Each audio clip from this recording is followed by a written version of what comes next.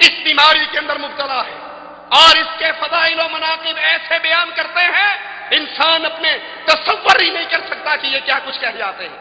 کہتے ہیں کہ اگر دوسرے شخص سے اس شرط سے نکاح کیا جائے کہ وہ 1 روز یا 2 روز یا چند روز کی ہم بستری کے بعد اس کو طلاق دے دے گا، یہ ائمہ کے اتفاق کے نزدیک حرام ہے، لیکن فقہاء حنفیہ کہتے ہیں گو حلالہ جائز تو نہیں ہے، لیکن یہ بیوی اپنے پہلے خاوند کے لیے حلال ہو جاتی ہے. ہدایہ جلد 2 صفحہ 276.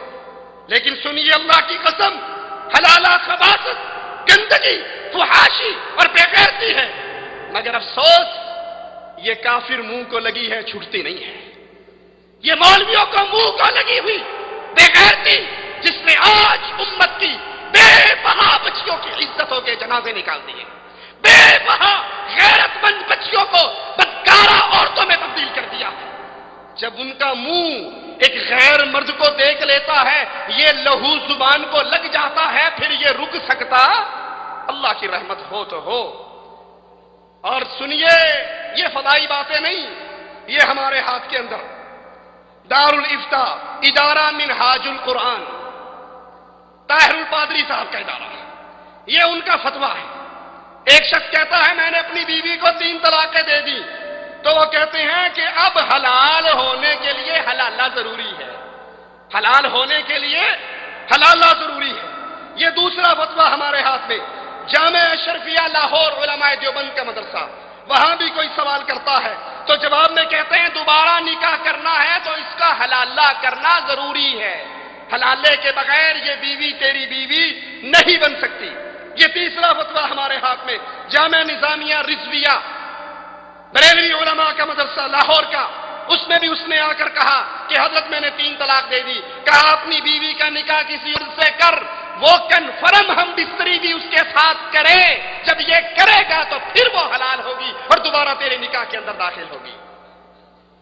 آئیے رسول اللہ صلی اللہ علیہ وسلم سے پوچھتے ہیں، یہ مسجدوں کے میناروں کے سائے تلے بیٹھ کر عزتوں کے کھلواڑ کرنے والے ظالم کہتے ہیں ضروری ہے ضروری ہے ضروری ہے، اور بڑے اجر و ثواب کا کام ہے. لیکن رسول اللہ صلی اللہ علیہ وسلم کیا فرماتے ہیں ذرا سنیے. حضرت ابو ہریرہ روایت فرماتے ہیں، قال رسول اللہ صلی اللہ علیہ وسلم لعن اللہ المحلل والمحلل له، اللہ عز و جل کی لعنت ہے حلالہ کرنے والے پر، حلالہ کروانے والے پر. یہ دونوں لعنتی ہیں، ان دونوں پر اللہ کی لعنتوں کا کوڑا برستا ہے. یہ دونوں اللہ کی رحمت سے، لعنت کا مطلب طرد من رحمت اللہ، یہ اللہ کی رحمت سے دور ہے، ان پر اللہ کے عذاب اور لعنت کا کوڑا برستا ہے. ان کو رب کی رحمت مل سکتی؟ یہ رسول اللہ صلی اللہ علیہ وسلم کا فرمان. آپ فرماتے ہیں، عقبہ بن عامر سے روایت ہے، قال رسول اللہ صلی اللہ علیہ وسلم الا اخبرکم بالتیس المستعار، تمہیں کرائے کے بکرے، کرائے کے سانڈ کا نہ بتاؤں؟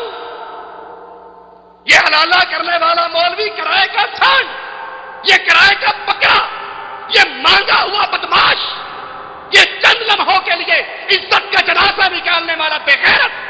رسول اللہ صلی اللہ علیہ وسلم پوچھتے ہیں، اے میرے صحابہ، کیا میں تمہیں کرائے کے سانڈ کا ذکر نہ کروں، کرائے کے بکرے کی بات نہ بتاؤں؟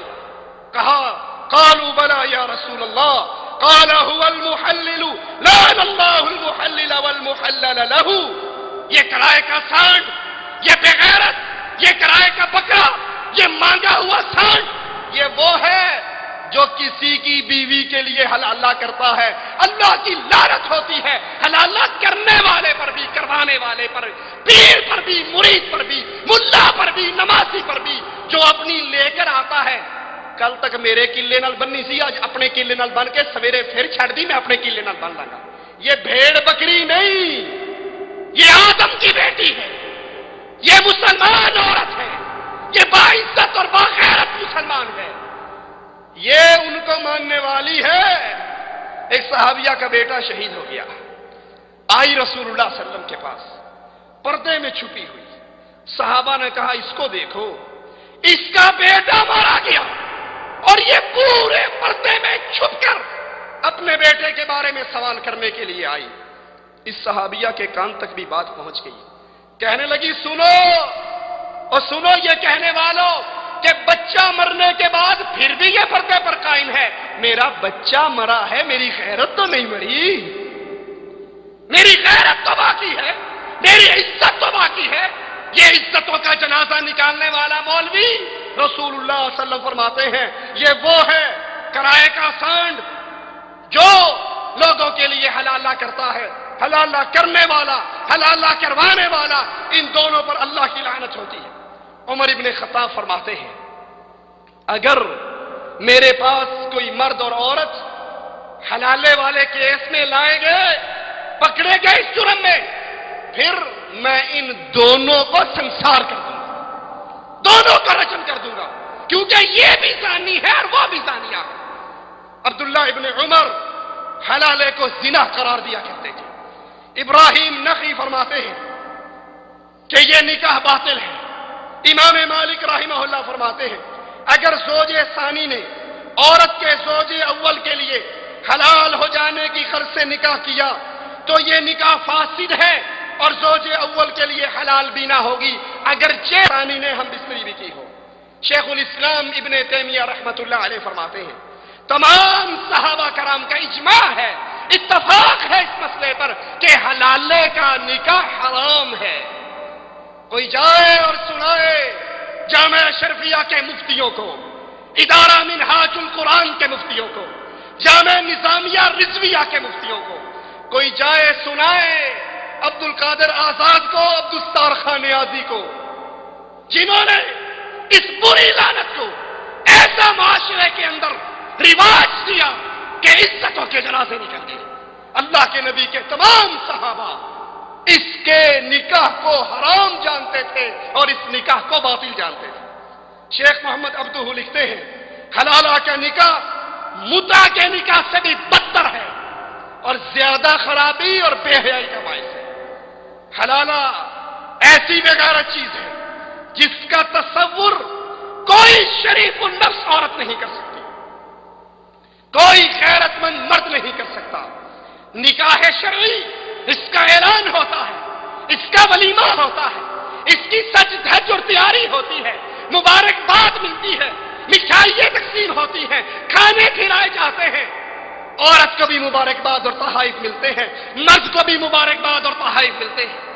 لیکن نکاح حلالہ یہ رات کے اندھیروں میں میناروں کے سائے تلے حلالہ سینٹروں میں خاموشی سے چوری چھپی ہوتا ہے. مولوی کی عید ہوتی ہے، عورت کی موت ہوتی ہے، اور کہتے ہیں مولوی صاحب سویرے چھڑ دینا، رات رات انیرے چی کم نبڑ جوے کسی نو پتہ نہ لگے.